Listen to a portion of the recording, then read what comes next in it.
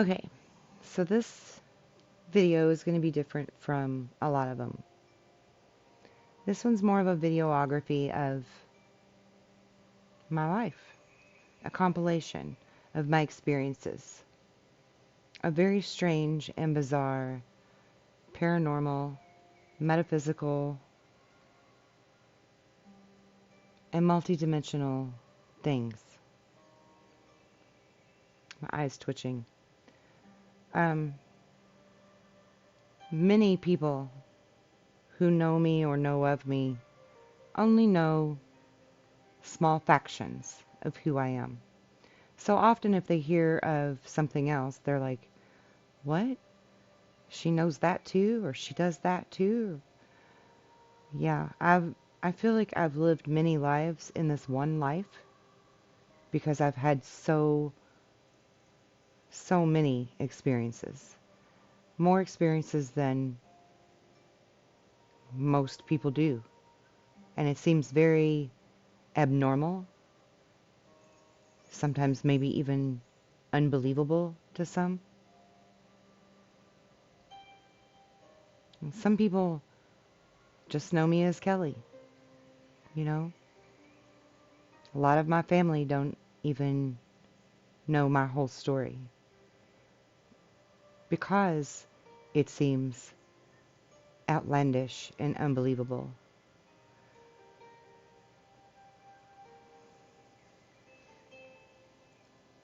But I'm going to share my story because I fully feel like, and always have felt like, it's my mission in life, in this life, to help you, to unlock your truths, to embrace who you are, not be ashamed of it, so that we can all create a better world. We can't do that if we can't be honest about who we are and what we know, because all of us have a piece to the puzzle. All of us. And yeah, some may have bigger pieces than others. But we all are important and we all have a piece. And I'm going to share my piece by telling you really who I am, what I've been through. Because what I've been through has made me who I am, right? So we'll start at the beginning. And I also want to say before I begin, all of these different facets of things that have happened to me in my life are all connected. I am finding the pieces to my own puzzle to understand why these multitudes of high strangeness have happened to me.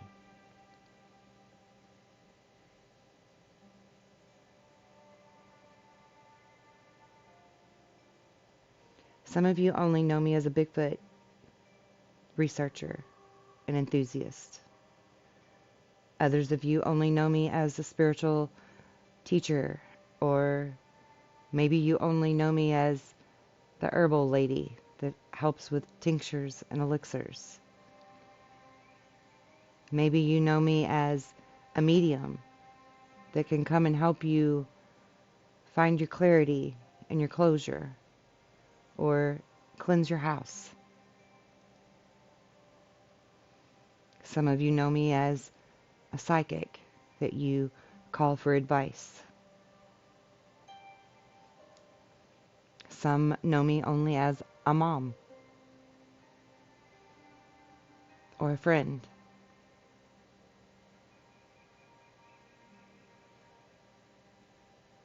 It's time for all of you to know all of me. So let's start at the beginning.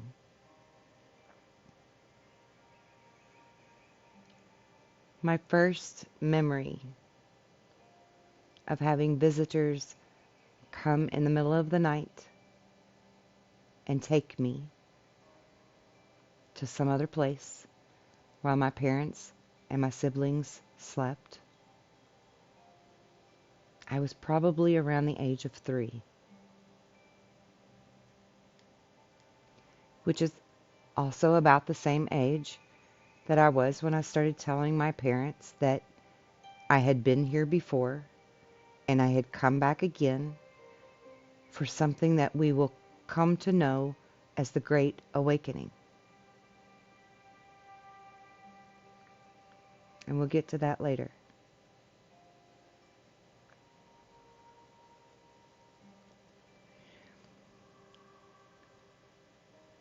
So, when I was a little kid, 3 and up, the beings that would take me came from my closet or through the window, and oftentimes looked like a white owl. I was obsessed with white owls as a child, to the point that my mother and my brother, who thought it would be funny to pull a fun little joke on me, sat a candle that my mother had found in the shape of an owl out in the backyard, and then called for me, "Kelly, Kelly, hurry, hurry, come see the owl in the backyard." And I literally ran out the door toward the owl with tears in my eyes of joy to see it again, only to discover when I got to it that it was a candle. And I was deeply, deeply hurt and felt like it was a very cruel joke that they had played on me, though they weren't trying to be cruel at all, you know. But to me it was very personal, and they couldn't understand it. Oftentimes as a child, I would have to share a bed with my brother when we would go places. We traveled a lot because of who our father was. And oftentimes, when I was being taken,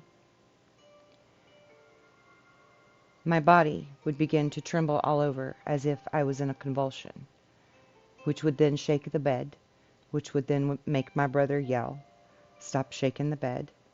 And I would tell him, "I'm not doing it. I'm not making it happen."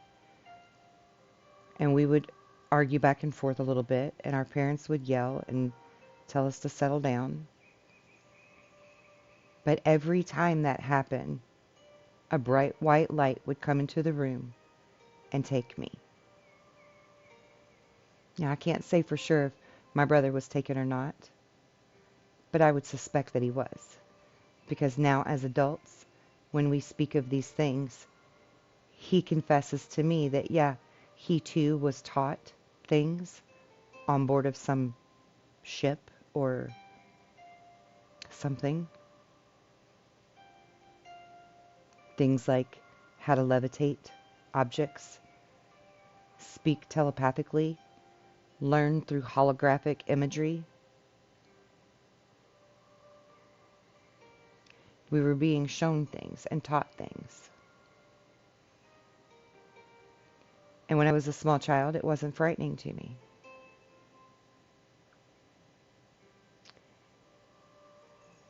We often saw UFO crafts in the sky, my brother and I, and even our mom at times.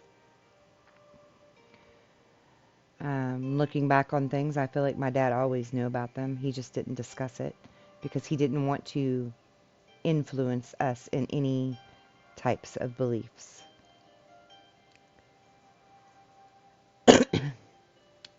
At the age of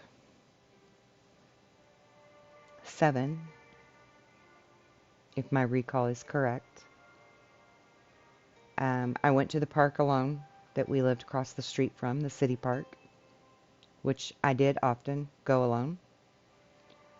And as I walked into the park toward the shelter house that is before you get to the playground, there was a very tall, well-built, muscular, physically fit, absolutely gorgeous, beautiful, older teenage girl. She stood up from the bench, from the, picnic table, as I walked into the park, as if she'd been waiting for me. She was looking directly at me, and I at her, because she was stunning. She was absolutely captivating and intoxicatingly beautiful. I couldn't have took my eyes off of her if I wanted to, I don't think. We knew everyone in our small town, and she was not someone that I knew. And though I'm a Cancerian, I'm not afraid of strangers, so I walked straight up to her to speak to her. As she stood there, I noticed that she was wearing a very strange shirt and blue jean shorts that were cut off, with a cast on one leg and crutches. Her cast was plain, with no markings. That was the first thing that I noticed. And so I asked her immediately, "Where are you from and who are you?" And she said that her name was Alanis and that she was from somewhere far away from here. And as she spoke, her voice had a melody to it, almost like it was musical, which was equally as captivating as her beauty. She was perfectly proportioned. And so, as I sat on the bench to talk to her more and inquire more about her, I asked her why her cast wasn't signed. She didn't even know what that meant. So I went on to explain to her how that's a traditional thing to do. People sign your cast. It's like a get well card. And she said, oh, she would keep that in mind for next time, which I also found very curious, because I was a very intelligent little child, very inquisitive, paid close attention to detail. It felt like maybe I'd only been there 10 or 15 minutes talking to her, when I noticed a dark-skinned man walking from a distance toward us, wearing a three-piece suit, black, with a top hat, traditional classic men in black attire. He had two shorter beings on each side of him that were maybe as tall as his hips, but he was quite a tall man, very much taller than myself, and even taller than Alanis herself, which she was quite tall for, I would have guessed, 17, 18 years old.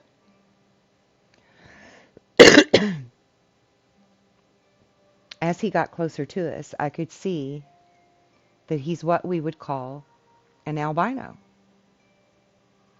His eyes were red. His skin was dark, but had a strange yellow tint to it. Almost golden, really.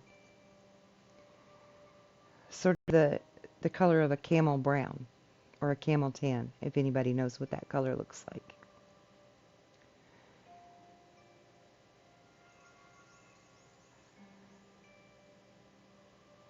He never spoke a word,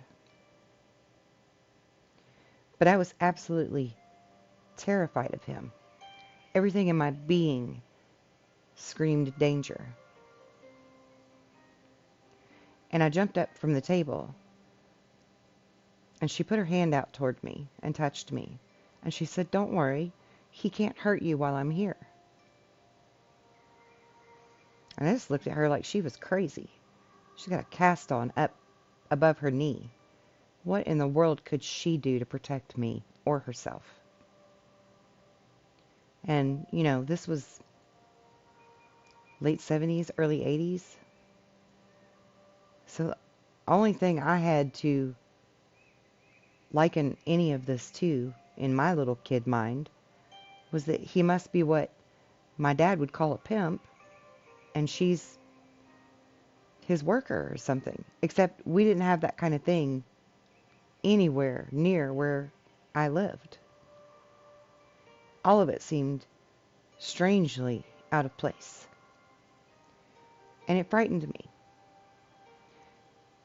So I pulled away from her, And I said, I think I hear my mom calling. I've got to go home. And I went running toward my house out of the park. And as I'm running, I'm looking back at her to say goodbye, and I hope I see you again someday. And she tells me that I will. But I also noticed that he and his two short companions are no longer there. And that really scared me. Where did they go to? You see, I grew up in Arkansas, where the land is so flat you can see for miles. And he was nowhere to be seen. Well, it got even weirder when I exited the park and got back onto the road, the street that's between the park and my house. All of my neighbors were out everywhere, walking around on the streets, around my yard. My parents were in the yard frantic. Several of my siblings that didn't live at home were there, helping for something. And when they spotted me, everyone came rushing to me to see where I had been. They thought I was lost. They hadn't been able to find me. I couldn't understand any of this. I insisted that I'd only been in the park for 15 minutes and I didn't even go further than the shelter house. That if they were looking for me or calling for me, everyone should have been able to see me. I was called a liar.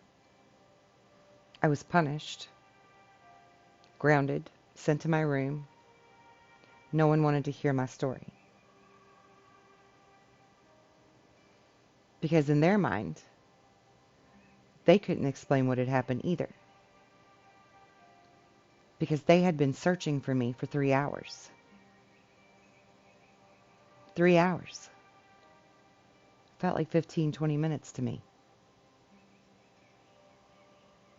Well, that scared me.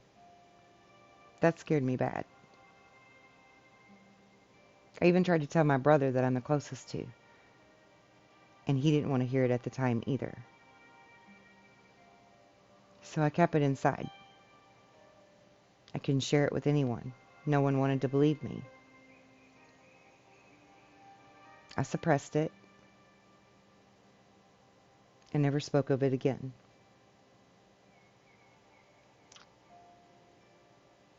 So in my waking memories, that was the last obvious high strangeness that I had had as long as we were living in Arkansas. We moved to Indiana when I was 12. And immediately upon moving to Indiana, my brother and my mother and I began to see black triangles flying above the house. Great big balls of light landing in the field near our home. Light coming through the window in the middle of the night, only for us to wake up the next morning and wonder what had just happened, because the last thing we could remember was seeing a light, a ball of light coming through the window. Now, I'll pause right there for a moment on my own journey of experiences to add a little information that I learned at this time.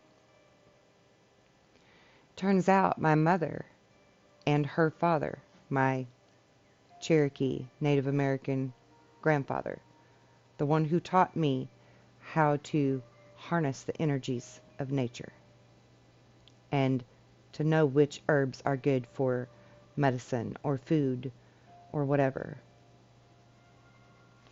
had both had their own experiences. He had had visits of UFOs and had even witnessed a UFO suck up all the water out of his pond, only to return a day later and dump all of the water back into the pond and a crap ton of frogs that rained from the sky and rained from this craft. My mother as well had had very strange experiences with orbs and lights and paranormal events. And her mother was very gifted as an energy healer. Except in those days, because they came from the mountains, they called it laying hands on someone. So we have a lineage of working with energy and having these experiences with otherworldly beings.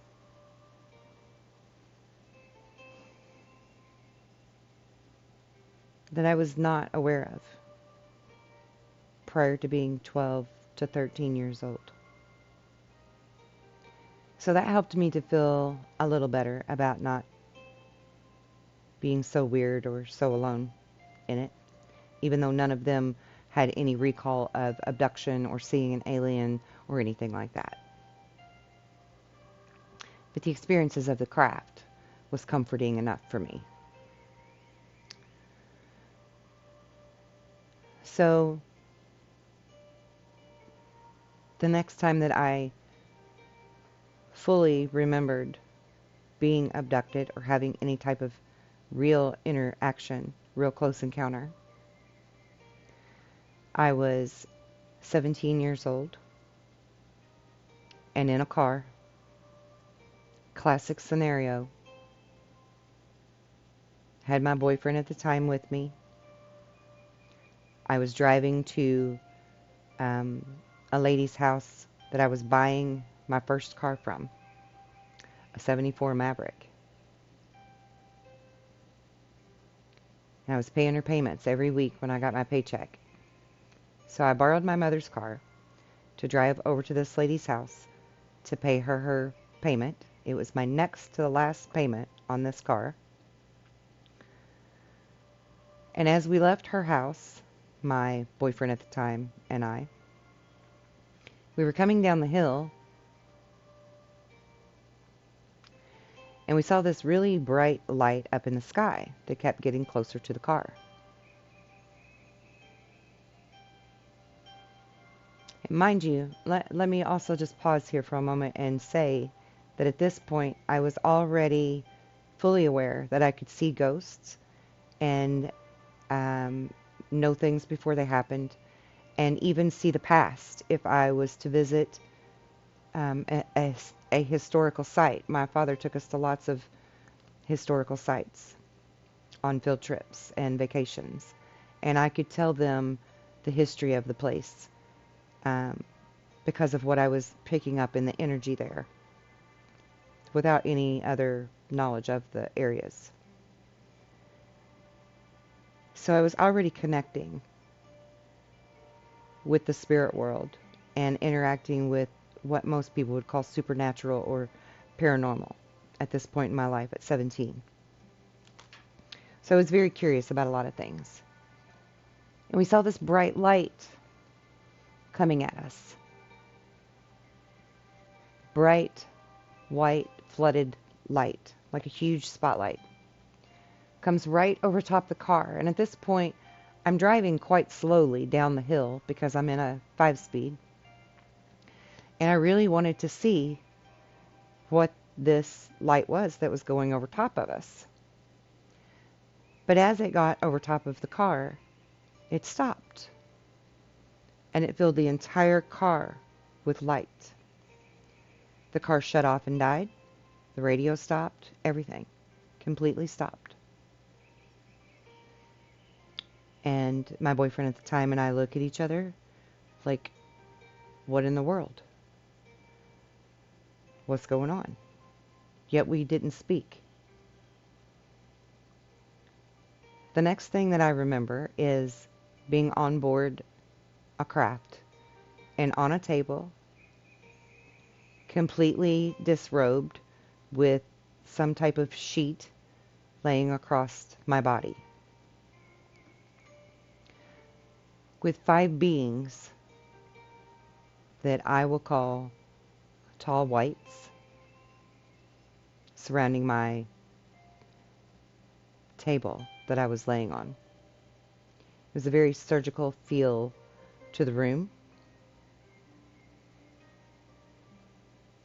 And I began to grow very angry because I couldn't move. And so telepathically, I was pretty much telling them off. I was telling them, you better let me go. You better put me back. As soon as my dad finds out, he's going to whip your ass. This is not okay. I do not consent. You cannot have me here. And I don't even know why I was saying these things. Like, I should have been scared out of my mind with absolute fear. But instead, I was 100% pissed off. Like 100% pissed the hell off. To the point that they started backing up away from the table. And I'm even thinking to myself, these crackpots are backing up away from the table, and I can't even freaking move. Like, what the crap? What was that about? I couldn't understand at the time. I couldn't understand. But they literally all backed off and stayed away from me. And this other taller being came from the head of my bed. And I could feel his presence coming. I could feel his energy coming toward me. And I sort of turned my head somehow, or my eyeballs or something, to where I was able to look back and get a glance to realize that I was actually in a much larger room than I thought I was in. I just had my head pointing toward the center of the room. And I was facing, my feet were facing this wall with like this strange tray shelf attached to the wall for as far as I could see, with instruments, surgical looking instruments and things laying up atop it, and like a big arm of an instrument over top of me from the head of the table or bed that I was on. And as I look back, I can see, there's more to the room, and there's actually a door way over on the other side of the room where there's several beings standing that look nothing like anything else that I'm looking at. One of them looked reptilian. One of them looked kind of hairy, but I couldn't really see him very well, and I wasn't really so focused on them. I just felt like in my mind they were like security, guarding the door. I don't know.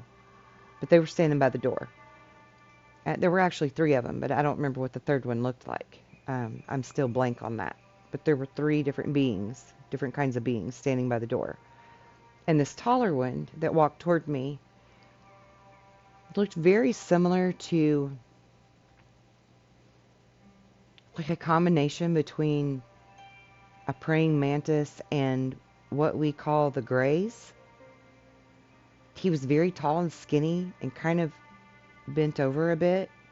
He carried a staff in his hand, like a walking staff, that had a big, beautiful ball on the top of it. His hand was up near the ball. And he wore like a silvery gray dress, cloak, robe, whatever you want to call it, with some type of maybe jewelry or something around the neckline. But he came toward me right at the head of my bed and spoke to me telepathically, and he said, "My child, you must calm down. We are not here to hurt you." Like, exactly, that's what he said to me. And my first thought was, why are you calling me your child? Why my child? Why are you speaking to me this way? Like I'm a relative or something. But, I mean, I guess, in hindsight, perhaps I would speak to someone else's child that way too. I wouldn't say my child, but I might say, it's all right, child, or something. I don't know. I try not to be too analytical about it. But it didn't make sense to me, anyway, that he would say it that way. And I was starting to question that in that moment, and then all of a sudden I just kind of went, woo, and was like, okay, and I just, like, let it happen. And for whatever reason, I keep seeing my camera do a weird lag, which is strange, because it's just my video camera on my computer. Anyway. I just sort of went dumb and complied after he said that to me. I don't know if he had some kind of weird hypnotizing power over me, or what exactly that was, but it sort of just slumped down and said, okay, whatever. So then I remember next, this big arm of a machine that was above me comes down, and it's a multi-purpose tool. Got lots of stuff going on. This one thing comes out and comes toward my eye and puts this strange needle thing straight into the back of my eye, like all the way through to the back of my eye. And this other instrument come down the other way and curved up and went up my left nostril, very deeply into my left nostril. And of course I was scared to death to move at that point because I was afraid. I mean, I don't know that I could move because I couldn't move my hands and stuff. So maybe I couldn't move my head at all anyway. But I certainly wasn't going to try to move at that point because I had these sharp instruments inside of my head. And that was quite traumatizing to me. That was quite scary, as you can imagine. And so I guess I kind of blacked out from the fear of that. And the next thing that I remember is being back in the car on the hillside with my boyfriend at the time sitting next to me in the passenger seat. And the light is there again, but it's pulling away. And the car starts on its own, and the radio comes back on. And we look at each other, and we both feel really weird and out of sorts, but we don't discuss it. Matter of fact, we didn't say another word to each other all the way home, and we were 14 miles from home. We drove all the way home in silence. I dropped him off at his house. I went to my house. We only lived 5 minutes apart. And when I got home, it was the same scenario like with the park when I was 7. My mother was livid. She was absolutely not going to hear anything I had to say. No excuse was going to be good enough. I was grounded from using her car. I had been out too late. I was lollygagging around. Blah, blah, blah.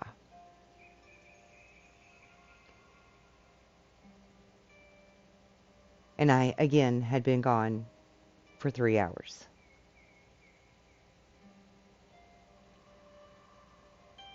It was 9 p.m. when I left the lady's house and should have been back home by 9:20. I didn't get home until a little after midnight. I began having trouble sleeping. I began obsessively checking windows and doors to make sure they were locked at night. I would stay up all night long. I didn't know why I couldn't sleep. I started failing in school. Matter of fact, I dropped out. I was obsessively drawing this picture of this leader being guy that walked over to me with the staff that dummified me. I started obsessively drawing him.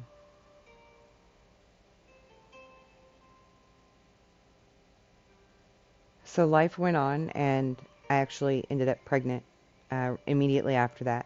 I found out that I was pregnant with my first child.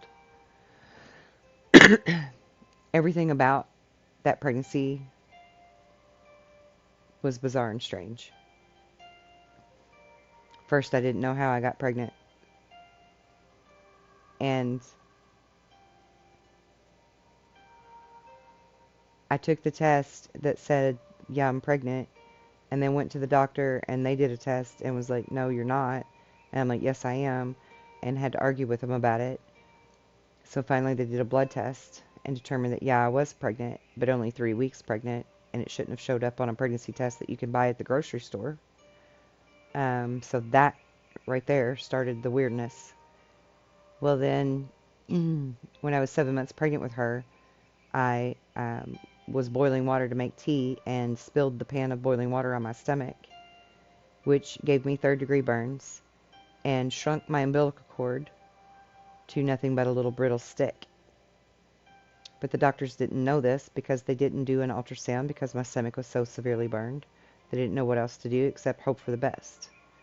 So I carried her almost a full month over her due date before they decided that it would be time to induce her, or induce me to get her out. I finally did go into labor with her 2 days before they were going to induce me. And I hemorrhaged trying to have her because the umbilical cord was shrunk to a little twig. They literally had to reach inside of me to pull her out because she was not coming out of me. And that's when they broke the umbilical cord and realized what that was all about. But also her head circumference was 13 centimeters. And, you know, you only dilate to 10. So she had a hella big head. She was born blue. I was bleeding to death. We were both dying in that room. And this ball of blue light came into the room. And there were no doctors there either. I'll say that too. There was no doctor because my doctor was too busy eating breakfast to come in at the time. And there was no doctor on call at this little small town hospital to help us. So the nurses were the ones trying to save our lives. And this big ball of light that was blue came into the room. And first it was over top of my daughter. And I remember looking over at her as I could feel my life force slipping away from me.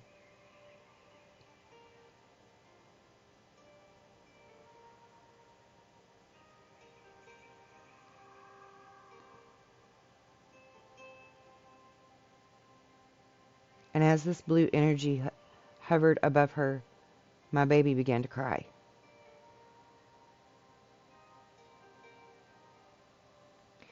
And then it went up toward the ceiling and it moved over top of my bed. And it hovered on the ceiling above me. And it began to give me my life force back. Still to this day, they don't know how I survived at all and without a blood transfusion. And they don't know how my daughter survived. But for 6 months of her life, she had a huge blue, what looked like a bruise, on her back, right in the center of her back, between her shoulder blades. Blue as it could be. Like her skin was stained or bruised. We continued to have paranormal experiences, strange occurrences. It seemed like we had poltergeists at every place that we lived at. Only for me to learn later in life that the CIA actually did studies on poltergeist activity and came to the determination that it actually had something to do with aliens and had something to do with humans' true abilities that we don't know how to control, where we can actually make things happen when our emotions are strained and stressed and high. Like things can fly off of a shelf, or lights can shake, or light bulbs can bust, or whatever, right? We do that. It's us. And they concluded that study in the 50s, that it's us. And that there is some link to aliens in that.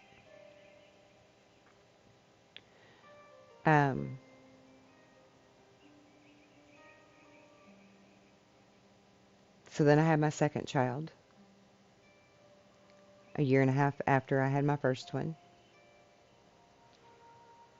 And again, another anomalous experience where he ended up in his walker. You put babies in a walker to learn how to walk. And he was in his walker and was not being watched closely by his father while I was out at the clothesline hanging up the clothes to dry.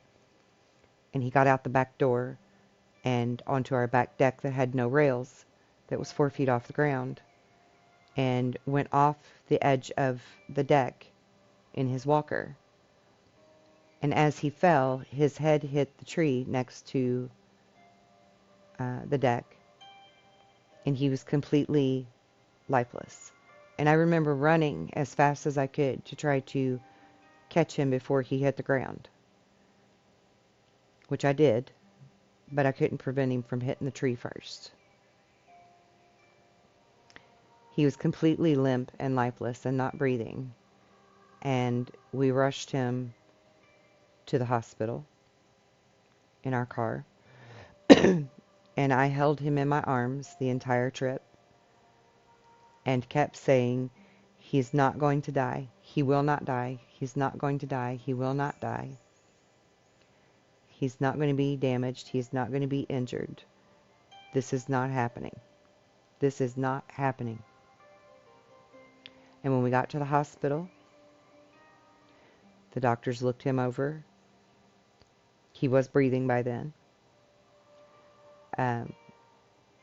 They did x-rays. They did all kinds of things on my little guy. He was only 9 months old.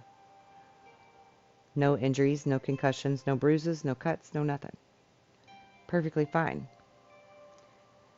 After the tests were all done, they looked at me and they just smiled and they said, he's a bouncing baby boy. No worries here. Didn't think a thing of it, that was strange. And I knew that a miracle had happened. And I knew that my unwavering faith in this is not going to be the way this goes down had something to do with it. I just didn't quite understand what yet. And mind you, all this time I've always known, it's always been in the forefront of my mind, that I'm here for a mission. I'm here to help the world to learn who we are, and that there would be a time in my late 40s that we would start calling this era the Great Awakening. And all of that is coming true, and has come true, you know. And I know now better what all that means, which is why I'm who I am today.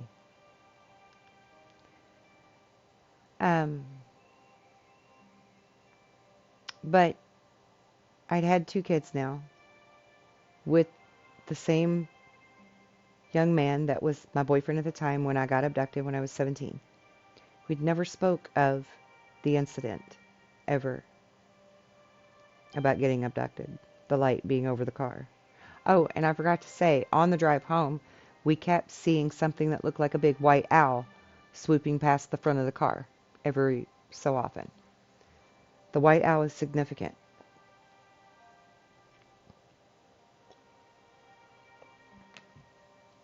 Okay, so then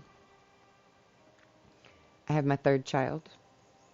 Everything seems fine and kosher with that one.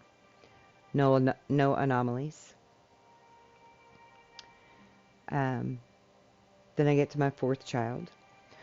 And in between the 3rd and the 4th child, I'd been on that shot to keep you from getting pregnant. And I decided that I wanted to have another child. So I told my doctor I didn't want to re-up on the shot. You know, you get them every 3 months. Didn't want to re-up so that I could try to get pregnant. And they assured me that that would take at least a year for my cycles to come back and get regulated and blah, blah, blah. And, you know, so don't be too upset when it doesn't happen too soon. Literally within 3 weeks of not getting a shot, I was pregnant.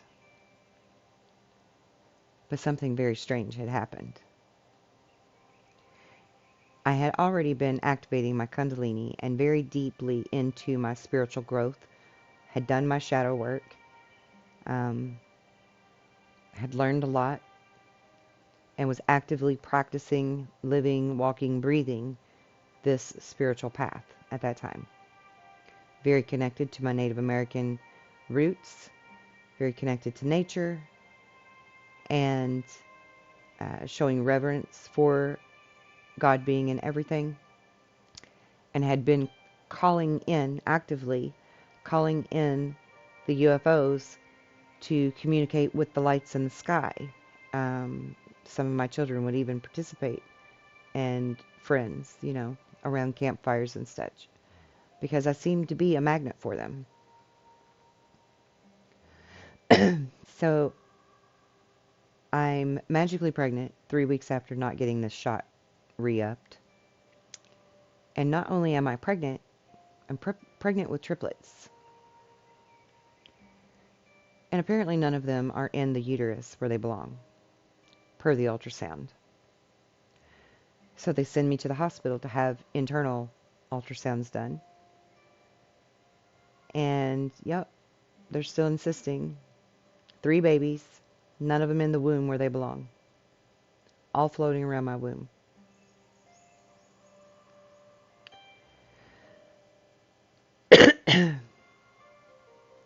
So I was very stressed about this, obviously, because my doctors, and I had many, there were several specialists on my case, which also was strange to me. They didn't just send me to one specialist. They had like 5 or 6 specialists that were looking at me all the time, weekly, every single week. And every single week they were trying to convince me to go ahead and just have an abortion. And I was not going to do that. That's not how I roll. I'm like, nope, if it takes me out, it takes me out. And they were trying to scare me real bad, telling me I was going to leave my other children orphaned if I didn't do this, and blah, blah, blah. I mean, they really tried hard to convince me to abort these children. And I absolutely refused to do it. I walked in my faith, and I kneeled by the window one night, praying to God. And I said, if I can only have one baby, and it be healthy and in the right spot, then let's just do that. Let's end this. I can't take this stress anymore. I'd been pregnant for 6 months now, and every single week they were poking and prodding me inside and out, doing tons and tons of tests on me and not telling me why, and trying to convince me to abort. And I was, again, due for a doctor's appointment that next morning, where I was going to have to face them, do another ultrasound, and listen to them tell me once again, you need to just have an abortion. You're getting too far along in the pregnancy now. It's going to be too late to terminate. This was like the very last time, so they were going to really, hit it home. And so I was praying very heavily to God that night to help me, help my babies. And I seen the bright orb come down from the sky and come through the pine tree that I called Grandmother Tree and toward the living room window where I was kneeling to pray. And as I watched this orb get closer and closer and closer to the window, apparently I blacked out or fell asleep or was knocked out. Something. When I woke up, it was morning. I woke up with a jolt. I was asleep on a love seat in the living room by that window,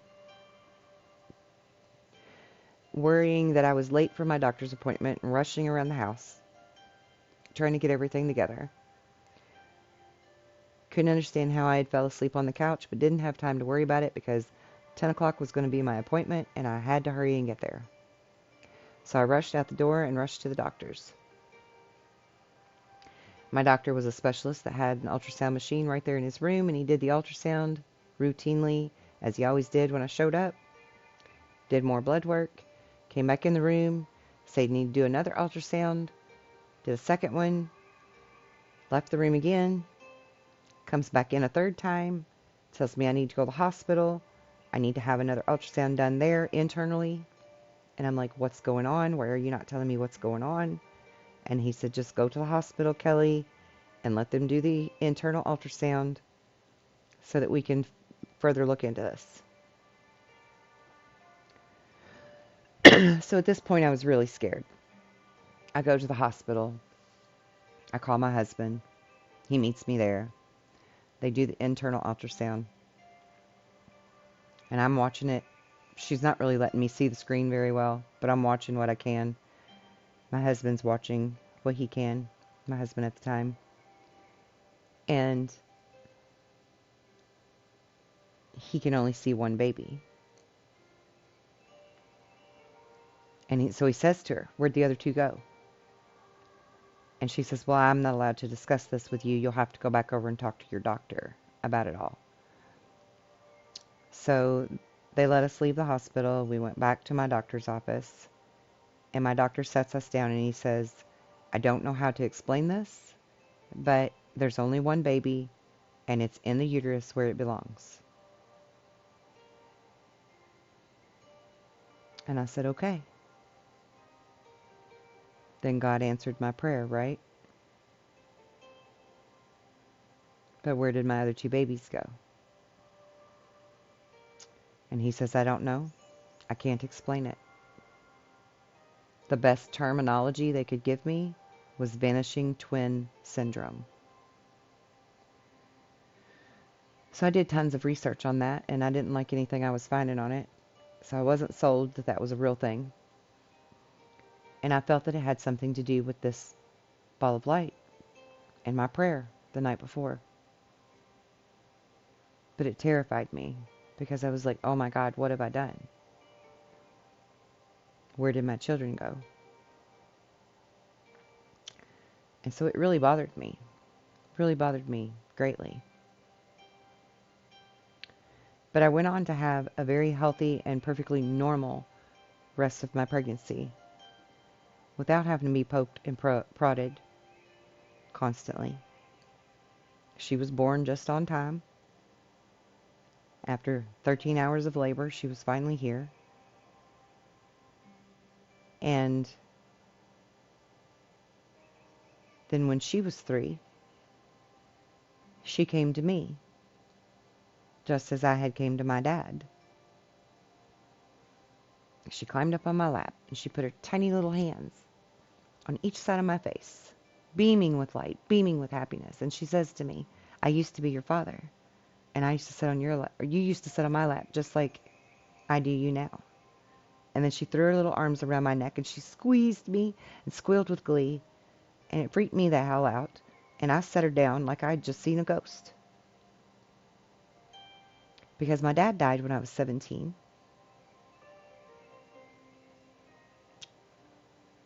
Right before or right after the UFO experience. And he told me on his deathbed that if his calculations were correct, he would be back with me in about 10 years. Now, yes, I believed in reincarnation. I didn't understand where he got his math from. Now, in hindsight, I think he was just waiting 10 years for me to be on my spiritual path fully enough that I would begin to believe more of what he tried to teach me when I was little to help me to hone my own abilities. He was right. But I did the math. And she was born 9 years and 5 months after his death. That's pretty good math. So she went on to be a very enlightened and in tune individual who naturally was calling in UFOs on her own without my influence or guidance or approval, and frankly telling me exactly how easy it is to do such things. And she also informed me that she saw her twins that we had never told her she had. Her twins had come to visit her. 2 little girls that looked just like her. They wanted her to go play with them. I said, "Where did they want you to go play with them at?" "On board the spaceship that was in the yard, of course." And I'm like, "What?" She was like 5 when she told me that. I said, "Can you draw Mommy a picture of the spacecraft?" And to the best of her little 5-year-old ability, she drew me a saucer-shaped craft with windows completely surrounding it and lights underneath of it.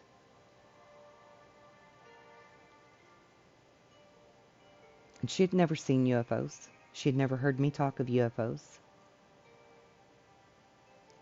Because at that point I was being more careful about what I say around my children. Some of them were being influenced or being scared of it from hearing me talk about it sometimes. So I didn't want to inflict them with that. And at that point I'd quit speaking of it around them. And so she knew nothing of my experiences.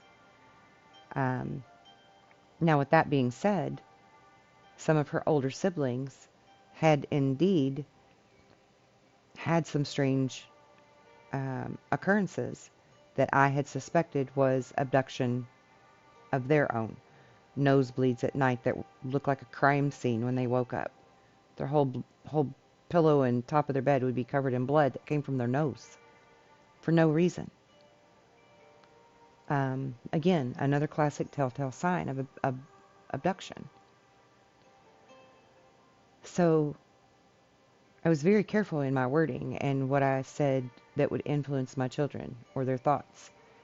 And so she knew nothing of her twins, and she knew nothing of UFOs and aliens, other than telling me that you can call them in through meditation. And I never understood how she knew that. She just knew it. She just knew so much. She was very in tune with nature.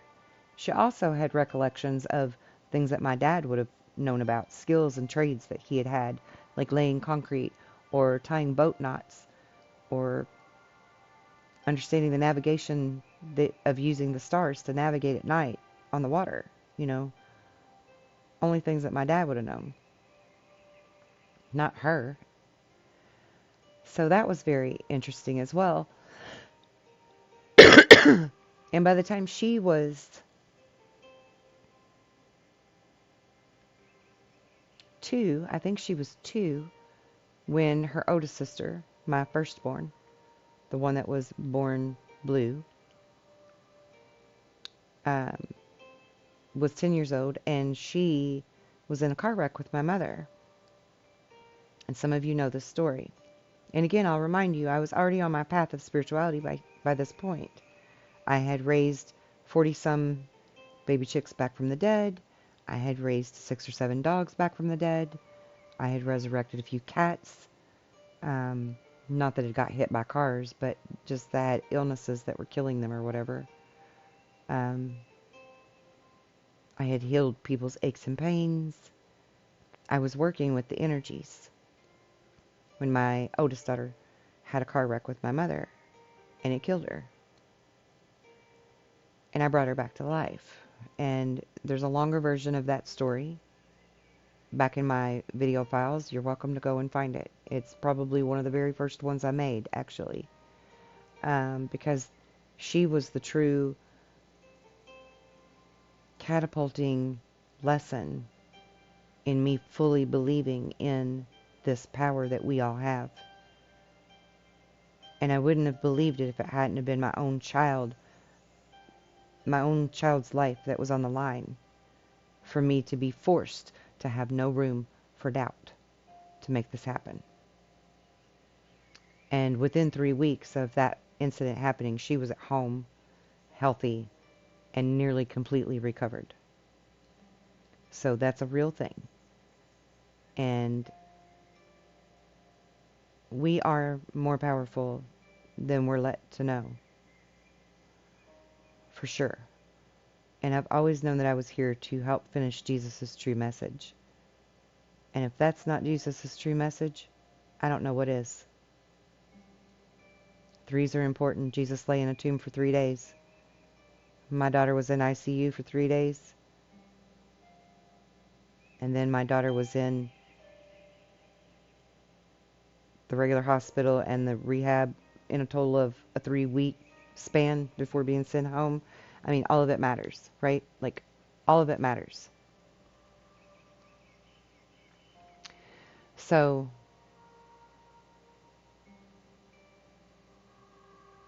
many things had happened, since I had been pregnant with the 4th child that was a triplet. I was still learning. I was still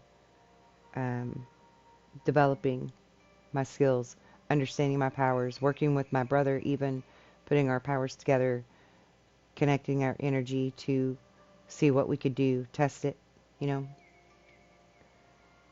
And I started having a series of events where I was seeing all kinds of craft. I've seen 13 type of craft in 1 year alone in the year of 2009, and about 5 different types of aliens in that same year. Several of my older children also had experiences or were witnesses with me to these events. All are well documented. Um, Many were investigated. George Filer from MUFON, Filer's Files, wrote 3 articles on me, front page articles, because of those experiences. I was involved with MUFON in a research study project that went on for about 15, 18 months, where they put us through psychological analysis, make sure we're not crazy, you know, that we're stable-minded, all that kind of stuff, and that none of this stems from, like, schizophrenia or childhood traumas or anything like that, or drug abuse or any, you know, they test us in a rigorous variety of ways to make sure that what we were saying was true. And then tested our abilities, took account of our experiences and what we know and what we've learned through the aliens and what we all feel this great awakening and this spiritual awakening is about, because that was the thing that we all had in common other than being abductees. And it was a double-blind study also, where there were 25 of us and then 25 people that had never had an experience with a UFO or an alien, but did believe that they could exist. And so they went through the whole same process and questionnaires and the whole deal, right? So that they could put it all together. Anyway, from start to finish, it was around 15 or 18 months. And I was part of that study. And they concluded that this spiritual awakening, this great awakening, is a very real thing that likely will happen. And that was, again, in 2010, 2011, sometime in there. But shortly after that is when white vans with dark tinted windows started sitting outside of my house. My phone was tapped. Our home had been broken into several times. Our computers had been swiped. Motherboards completely stolen. Papers ransacked and stolen, including my research papers, the conclusion, the findings on my the study I was involved in. Many, many strange things. And then our house burned down, and we had to live in a camper on our land, and even the camper was broke into. I mean, it was just like one thing after another. It's been a lot. It's really been a lot. And if that wasn't enough, there were helicopters that would fly down toward my car as I'm driving down the highway and play chicken with me. Men in black clothes that looked like something a bank robber would wear, lurking around trees outside of my home for several years. And they still, the last one I saw was only a year ago. So, I mean, they're still at it to some extent, watching me from a distance. And all kinds of bizarre, anomalous things happen to me on a constant. People that are close to me and around me all the time are pretty much used to it now. It's kind of a norm, unfortunately. But I've had encounters with these men in black types several times in my life. I never really understood what they were about. I was regressed a couple of years ago. That video is also somewhere in my stuff way back when, a couple years back. And I realized in that the albino type man in black with the red eyes that I had seen at the park actually had followed me around quite often when I was a child, with some kind of big wand. It kind of looked like a remote control thing he was carrying, except it was all black. And I called it the swiper, and apparently it was to swipe my memory so that I wouldn't remember why I was here. And I think that's the reason that I remember so many more things about why I came here compared to a lot of people that also are volunteers or starseeds that came here, because I somehow always managed to evade or elude or whatever that word is, escape the guy with the swiper, you know. I would see him in my hypnotized state. I could see him waiting for me out in the front of the school as I come from the side of the building, and turned around and went the other direction and hid behind the school and let the buses leave and everything to avoid him, and would walk home. I went through, the woods and stuff to get home to completely avoid him. And I had done this more than once. So, and for some reason I just didn't remember it. I didn't recall it in my waking life. It wasn't until I was regressed that I recalled all of this. And there was a time there was a man in black on our front porch when I was a child in the pouring down rain. It was totally pouring down rain. And he didn't try to get in. He didn't try to harm us. He just stood out in front of the door. And I almost feel like he was there to protect us or to guard us. I don't know why, but I feel like that's what he was doing there, because he never did try to hurt us. So, yeah, many very strange events have happened to me. Now, back to 2009 when I had the 13 different crafts presenting themselves to me. I saw a chevron shape that was all lit up in red. I saw what I'll call a very narrow, smaller, triangular type craft with one of my daughters that was all lit up in blue, neon blue, all around its perimeter. I've seen, for lack of a better description, a smaller diamond shape. It was sort of a triangle, but it had a point on the back of it as well. Seemed to not really have a space for a cockpit. Was hovering completely still, right level with the power lines. My son and I were in the car. We stopped the car completely to look at it in amazement. And it floated very slowly with no sound across the road in front of us, and then just shot off out of nowhere. We got a very, very good look at it. We were literally only about 10 feet from it as far as distance this way. And it was maybe, how tall is a telephone pole? I don't even know. Is it like 80 feet tall? Something? 100 feet tall? So it was like right at that altitude. Very, very low. I saw 3 large triangular craft come over one at a time that traveled the road that I lived on. I was in my front yard, and I was actually in the front yard at 3 o'clock in the morning in the middle of February with my binoculars watching out in the field, because I had seen, well, my dogs were going crazy and alerted me. And they were acting completely nuts, like jumping up in the air, screaming, carrying it. They were in horrible pain or something. And if they would bump into each other, they would freak out and growl at each other and bite at each other. It was a mess. I'd never seen them behave such a way. And when I looked beyond them, I could see that there were what looked like 3 sets of circular UFO crafts coming in at a time and landing.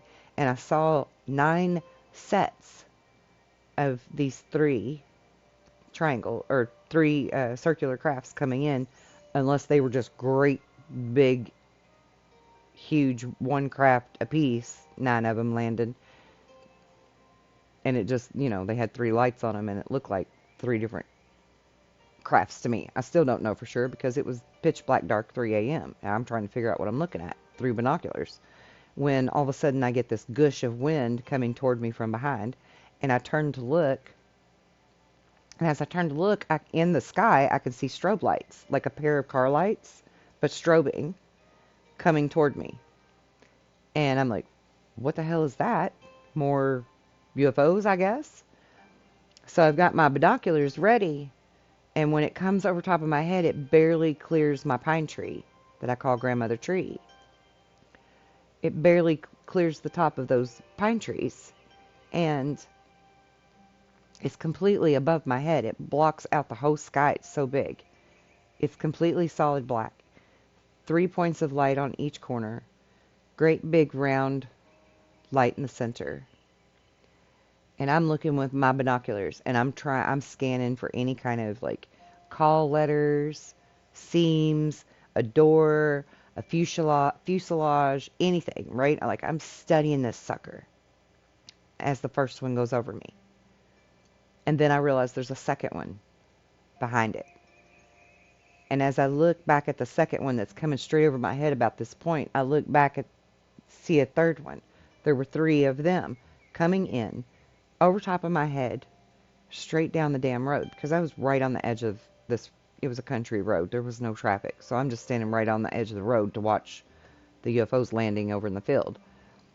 No big deal in my neighborhood, right? I lived out in the country. So at this point, I'm feeling like, oh my God, what if this is like military or something? And that scared me more than it being UFOs and aliens for whatever reason. So I ducked in on the porch and I hid behind my screen door and watched it play out from there.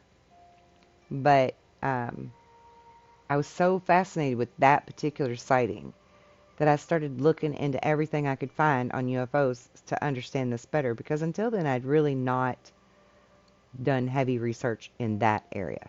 I was a hell of a researcher, but not for UFOs or aliens. That was not really something I was trying to think about, right? I was trying to not think about that part as much. Other than, calling them in when I wanted to and just seeing their pretty lights in the sky. That felt harmless enough. Well, little did I know that even though it was public access, when I walked into the NSA's website and typed in aliens and got to the alien vault and opened it up and saw a list of 57 species and subspecies and whether they're friend or foe or whatever, apparently that's not something they want the public to know, and they didn't think any of us were ballsy enough to walk in there and just look at it, but I did. That was when all of the stuff with the white vans and the helicopters and the everything started happening. And like we had stealthy helicopters that would come over top of the house. You wouldn't even hear them coming. I was sitting outside with my husband at that time, and we had a helicopter hovering right above us and didn't even know until it was literally right on top of us where the wind was moving us. We had no freaking clue. And they were maneuvering through power lines and trees and all kinds of things to get to where we were sitting at, because we were actually out there watching them spotlight over at the area where I had seen the UFOs land. They were spotlighting the area. I gotta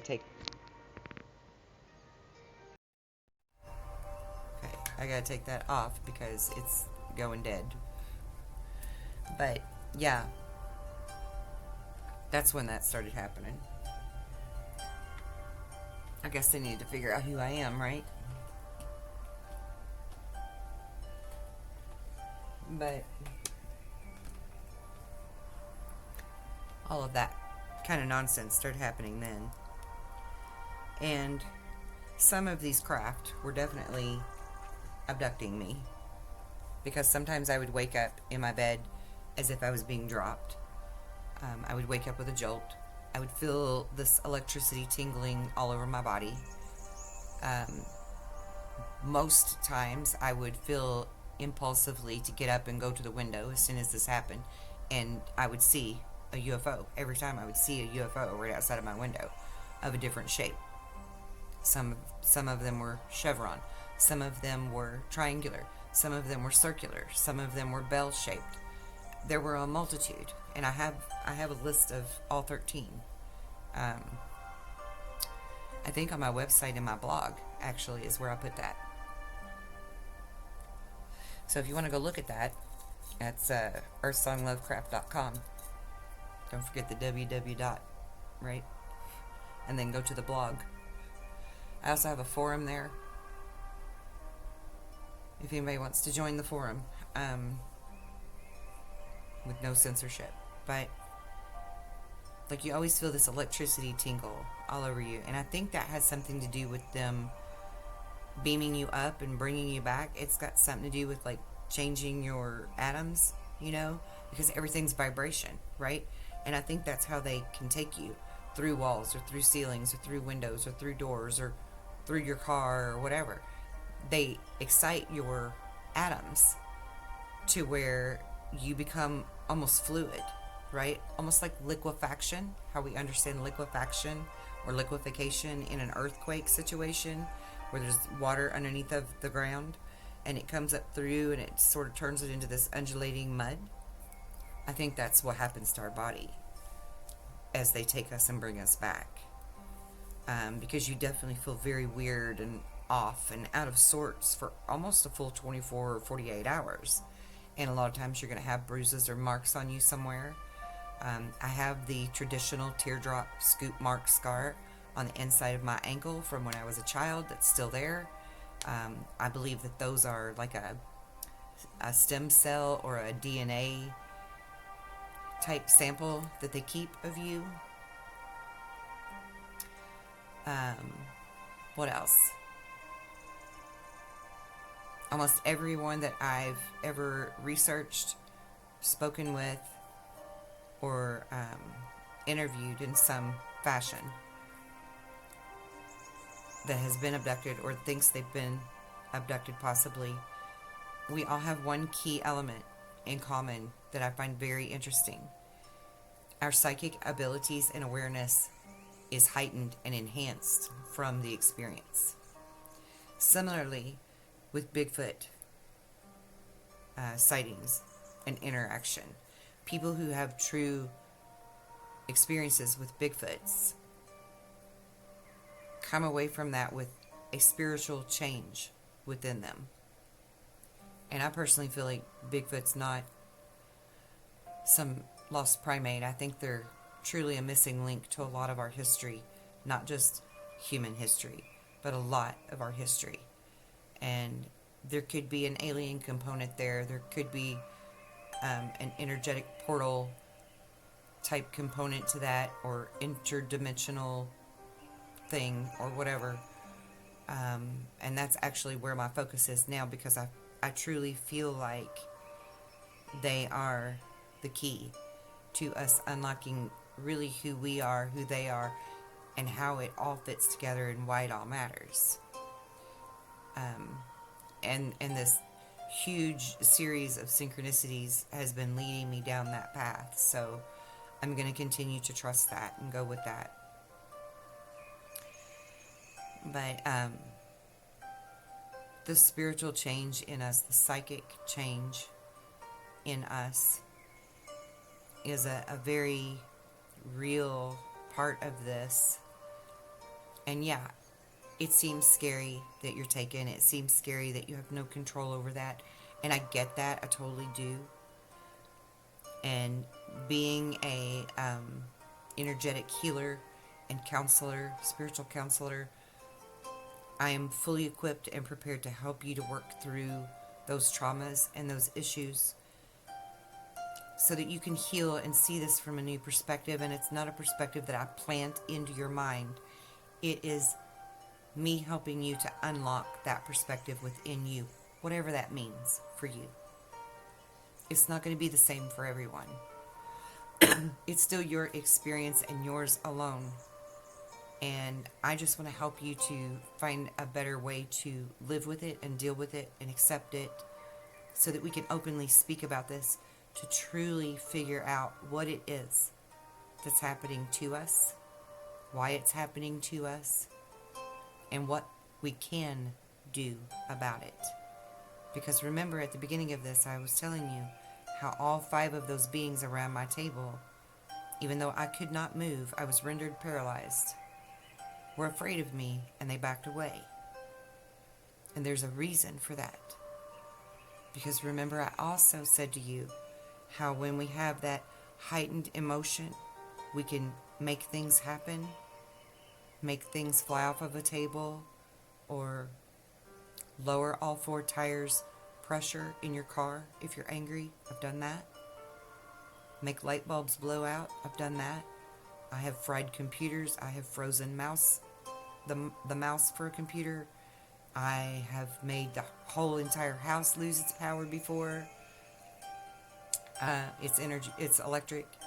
I've knocked out electricity to 800 and something people trying to heal somebody once in a not so positive way, because I knew that the person that I was trying to heal did not believe in it and was blocking me, and so I was adamantly trying to block them and move above their energy and grab more, and it literally knocked out power to like 800 and some people, and I was at the epicenter of that.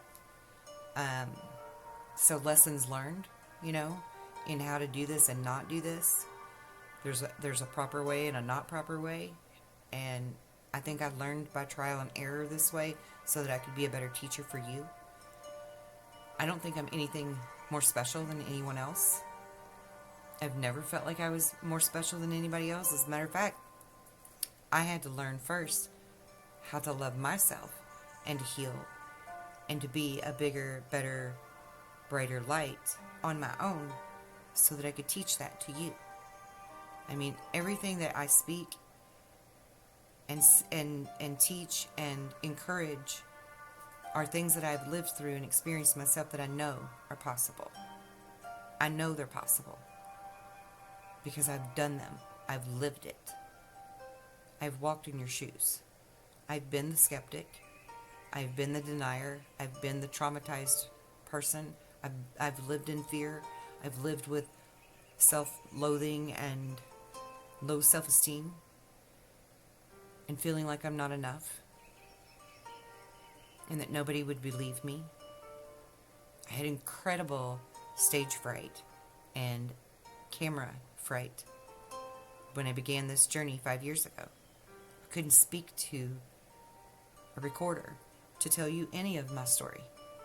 It was so hard for me to sit in front of a camera and just speak. And here I am.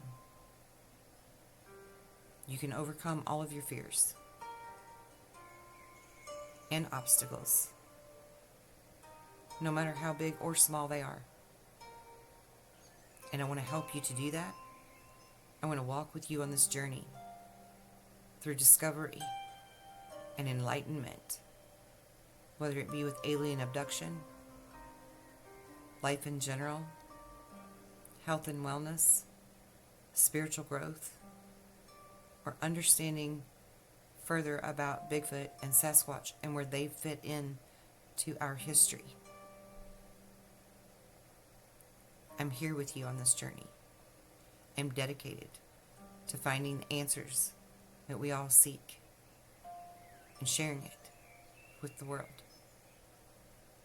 so that we may all live more abundant, beautiful, joyful, peaceful, happy, full lives. If you've tuned in with me this long, thank you so much for sticking around to the end. I'll see you again soon. In love and light, be well and be blessed.